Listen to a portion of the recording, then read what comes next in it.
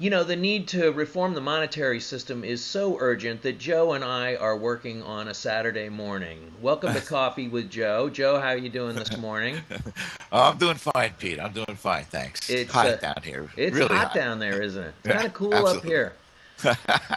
Um, it's Saturday, July 26th, 2010. Joe, we're continuing along with our exploration of the Program for Monetary Reform, this 1939 document that came from various economists, University of Chicago, Yale, Princeton, Duke. Then we talked about fractional reserve banking just a couple of days ago and their critique of fractional reserve banking. And what they propose as an alternative to fractional reserve banking is full reserve banking, also referred to here as 100% reserve system.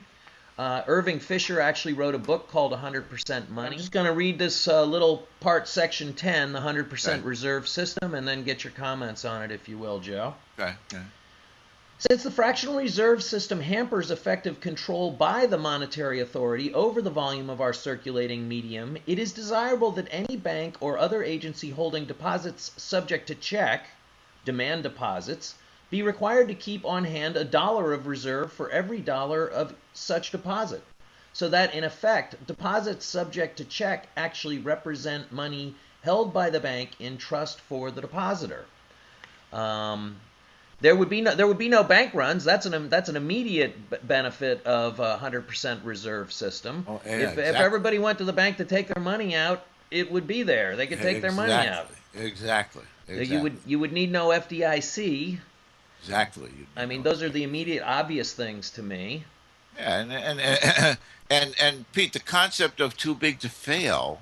Okay, now I know there's other things going on there, but to fail what? It's to fail the money system. The whole thing about too big to fail. To fail what? To fail the money system because then you fail the economy. And so how do you do that? You do that because there's bank runs. And why are there bank runs? Because there are more loans than there are money.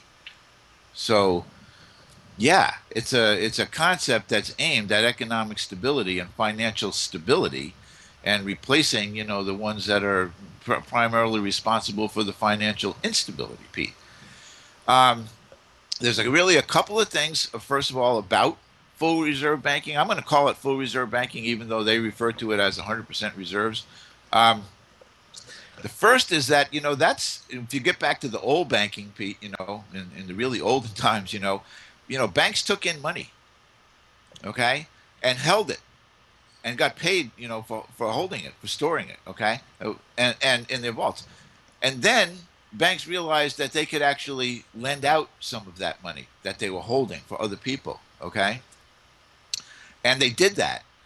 And then they come to realize that just the confidence that people had in bankers, okay, meant that they could actually not only lend out other people's money, they could lend out their own money. They could create their own money, Pete. Okay.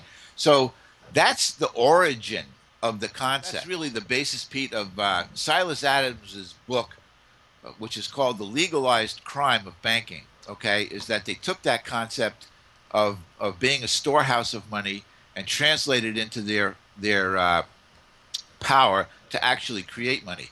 And so the thing that goes along with full reserve banking as a concept, and one reason why it's so strongly opposed by the banking industry, is because it takes away their power to create the money. It's that legalized crime of banking is the money creation, process.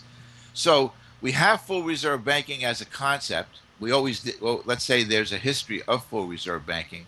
We've been using fractional reserve banking now for 100 years in this country nominally, and and there isn't any reason why we can't get back to full reserve banking, Pete. So when we talk about what it is, all it means from on the banking side, like you said, is that the money is really there, Pete. Okay. So we have to, in order to get to that point, we have to have a way to change what is now essentially what we call bank credit money into real money, you know? And that's the function of the government. That's what the government is supposed to be doing, Pete. Is basically creating the money and having it in existence to provide the means of exchange and to do it in a steady, non-manipulative, non-speculative, speculating way of doing it. And full reserve banking does do that. Okay, we're talking about this program for monetary reform. Well, you got to realize it was written in '39. We just barely got off the first half of the gold standard, the gold exchange standard, Pete. Okay, and their proposal was basically, because currency was such a big part of the money system, Pete. Their proposal was basically that the government print up currency, you know, and provide it to the banks to make up the difference between whatever they were holding in government securities and the total amounts of their deposits. Okay, and basically provide that money to the banks. Now here's real money. Now you owe us back that money. Okay, you do owe us back that money. We're lending it to you. But how you're going to pay it back to us, remains to be determined. Okay, um, and as a matter of fact, it's quite similar, but not the same as the way that Stephen Zarlanga proposes in his uh, American Monetary Institute proposal, Pete. Okay, that is to say, there's a similarity, except of course Stephen Zarlanga and we today, in trying to make a transition to full reserve banking and to full reserve money, 100% money, it would be done on a computer, because all bank money today is nothing but bookkeeping entries and computers. You wouldn't need you might I don't think you would need any more currency than there is today. You might, but it's inconsequential, Pete. The fact of the matter is that by the government providing for that to be real money, okay, that the government is creating. Why? Because the government has the power to create money. That's the government's power. And that is the issue with full reserve banking. It's not a matter that, there isn't any banker who understands, the concepts of soundness and stability that could possibly argue against full reserve banking. You know, wouldn't you rather have the money in the bank if you're going to lend it out? It's going to be subject to call and all that stuff, Pete. Wouldn't you rather have the money? Of course you would. But since the banks make their money by creating the money in the first place, that they don't want to give up that power and make the transition, because something has to happen. There has to be some other means of creating the money once you go to full reserve banking, Pete. Okay, you do away with fractional reserve banking. You do away with the power of the banks to create the money.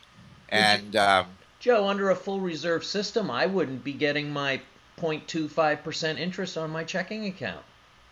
Absolutely right. Isn't that correct? Absolutely right. I'd be paying a fee for the bank to basically do the accounting. Yes, exactly.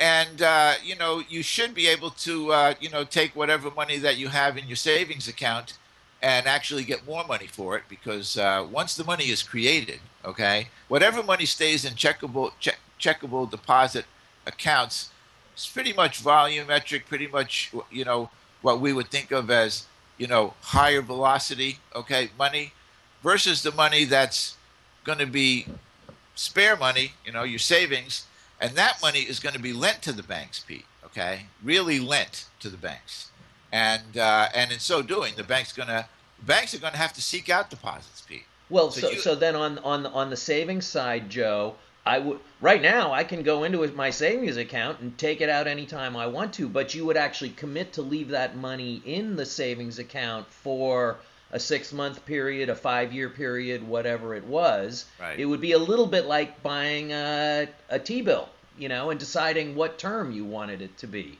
Well, it would be, or a CD, a CD, a bank CD, right? A bank CD. The main difference that these guys talk about here, who wrote this program, Pete, and Zarlanga, and pretty much all the modern, even the Chicago plan, they identify your money that you're putting in the savings account not as a deposit, but as a loan to the bank. Okay, Pete? And if it's a loan to the bank, then you're the money person.